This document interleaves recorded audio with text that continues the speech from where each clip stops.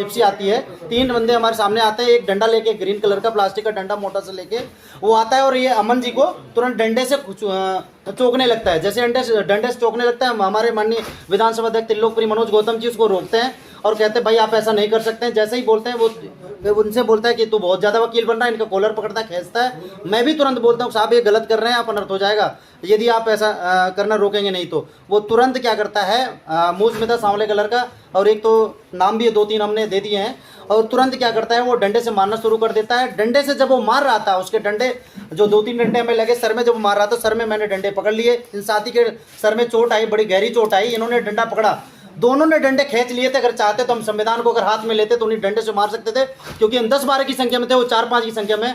और हम लोग जो है भारत के मूल निवासी लोग हैं, हमारे हाथ जो है हथियार की तरह खुद ही हैं, हम हाथ से भी जो है उन पे वार कर सकते थे, लेकिन हम संविधान के दायरे में रह करके उन पे हमला नहीं किया। वो एक दूसरा पुलिस वाला उसने बोला ठीक है अब नहीं मारेंगे, डंडे दे दो। डंडा इन्होंने भी अपने हाथ से पकड़ा है, मैंने भी पकड़ा है। जैसे ही डंडे पकड़ाते हैं तुरंत वो फिर से रिपीट कर देते हैं डंडे से वार करना, मेरे पूरे पीठ में, मेरे बैक में, मेरे जो है लेग में, हर जगह सर में भी चोट आई, काफ़ी चोट आई मुझे। उसके बाद मारते मारते वो जिप्सी में भरते हैं, जिप्सी में जानवरों की तरह भरते हैं। मेरे इस अभिलाष साथी को सर में चोट आई, ब्लड आ रहा था, अभी पेपर भी अंदर है, लेगा ये दिखाते हैं। उसमें जब इसको खून आने लगा तो इसको वहीं छोड़ दिया, इसको इसी की हालत में वहीं पे छोड़ दिया। करके जिन लोगों के साथ हमला हुआ था कि क्या हुआ था, पूरी घटना क्या थी, नाम के साथ क्या नाम है आपका? जाटव। हाँ जी। क्या था मन जाटव उस दिन? सर उस दिन हम जा रहे थे भीम आर्मी के जो कार्यकर्ता सभी साथी के साथ हम जा रहे थे, हिमांशु जी के बर्थडे पर जा रहे थे। तो वहाँ पे बीच में बैरिकेड्स लगे थे, वहाँ पे चेकिंग हो रही थी।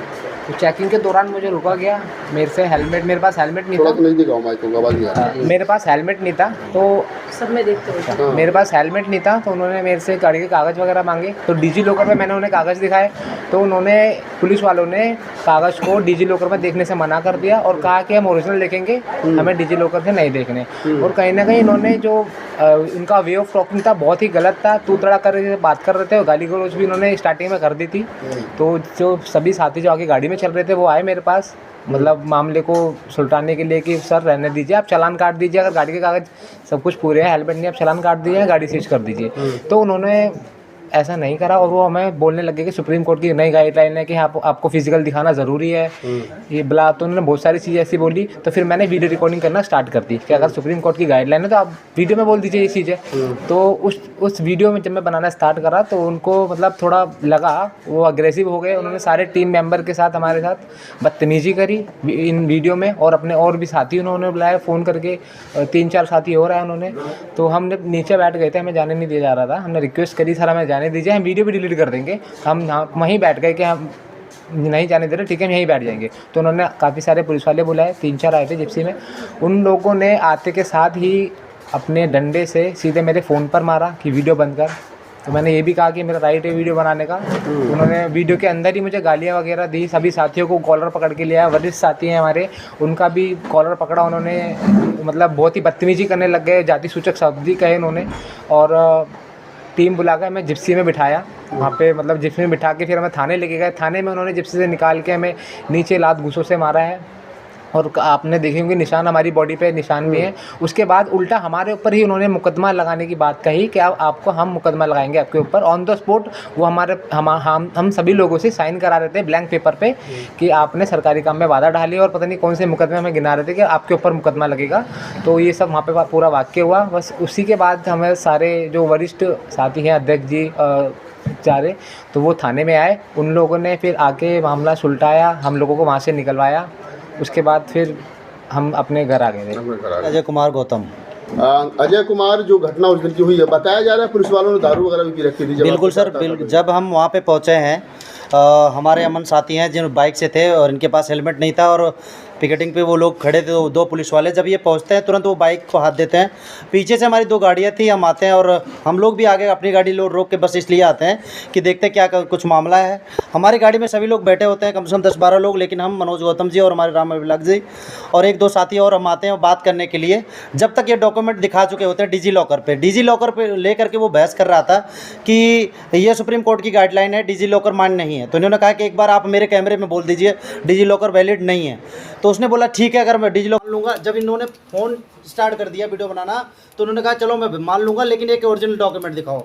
फिर तभी हम ओरिजिनल डॉक्यूमेंट दिखाते हैं। उससी पहले जब वो बात कर रहा था उसकी टॉकिंग से ऐसे लग रहा था कि कहीं ना कहीं ड्रिंक कर रहा, लग नहीं रहा। तो वो ये यही था। घटना किस समय की रात की? घटना 9:15 के करीब की है और जो है लगभग 2 पुलिस वाले थे वहाँ पे और जिन्होंने किस जगह की घटना है? घटना है ये विनोद नगर के बाद फ्लाईओवर पार करते ही मंडा नहीं मधु बिहार थाने के अंतर्गत आता है। फ्लाईओवर पार करते ही साईं मंदिर है, साईं मंदिर के जस्ट बगल में ही है।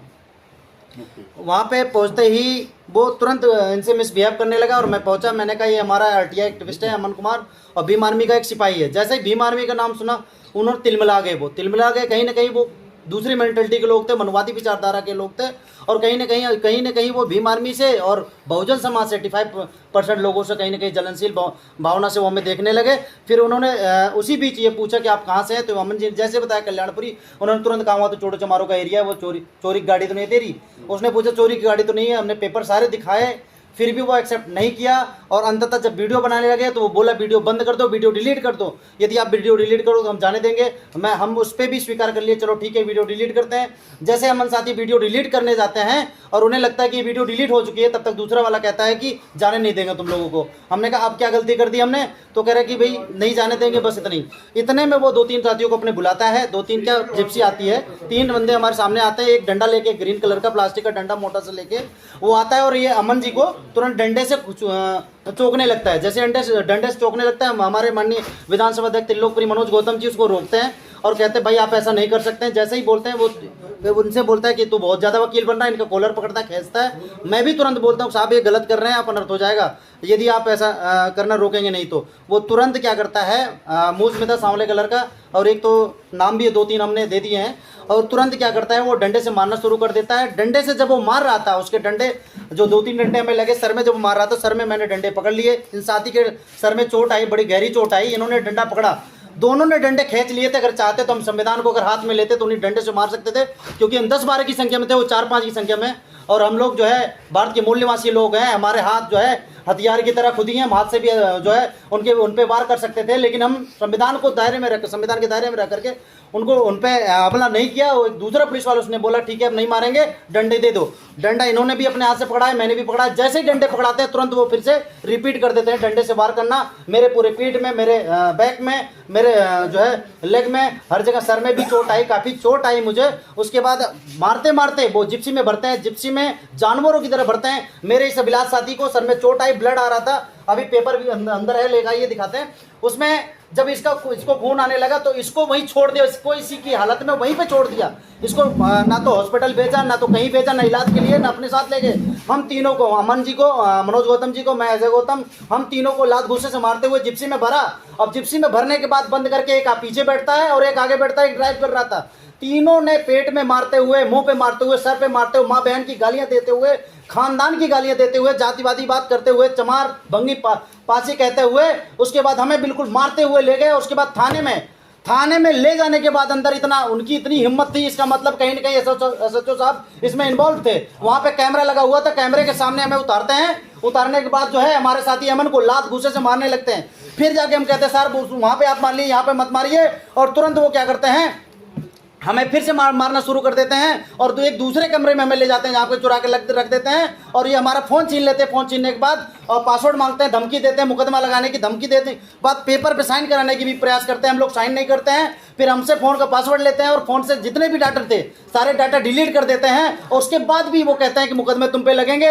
हमने कहा हम तुम्हारे घर में हैं, आप चाहे जो कर लो। आप बार हमारे माँ बाप की गाली, चमार पासी की गाली, और एक उनमें से था भाटी समाज का, उसने तो बोला तुम्हारे रविंद्र भाटी को जानता हूँ, बुला ले अपने चंद्रशेखर को। उससे हमने बोला हमारे चंद्रशेखर की छोड़, अगर हमारे कार्यकर्ता आ जाएंगे तो 2 मिनट में तेरे ऐसी की तैसी हो जाएगी। और हमारे भीम आर्मी आजाद समाज पार्टी के और साथ साथ समाज के वो कार्यकर्ता, न कि सिर्फ भीम आर्मी के ही नहीं बल्कि समाज के हर वो व्यक्ति वहाँ पे पहुँचा। और 400-500 के करीब में वहाँ पे जब पहुँचे तो एसएचओ साहब, हमारे लोगों ने हमें निकाला वहाँ जाके। एसएचओ साहब भी कहीं ना कहीं वो लिपा पोती का काम कर रहे थे, हमारे ऊपर भी चालान करने का काम कर रहे रहे थे, हमारे लोगों को पता नहीं था कि हमें कितनी चोट लगी है। 6-7 साथी जाते हैं और कमरे में ढूंढते हैं सारे, तो हमें जैसे हम मिलते हैं वो हमारे श्याम सर हैं, उसके साथ साथ हमारे फूलचंद भाई जी, सोनी साहब जी, ऐसे सभी साथी जब जाते हैं वो हमें निकाल के लाते हैं, पुलिस से छीन करके लाते हैं, एसएचओ के कमरे में ले जाते हैं। एसएचओ सबके सामने गलती मानता है, वो कहता है दूसरे दिन 12 बजे लाइन हाजिर कर देंगे और जो बन सकता है, इस पे मुकदमे भी लगे हैं। वो हाथ जोड़ करके 2-3 बार गलती मानता है।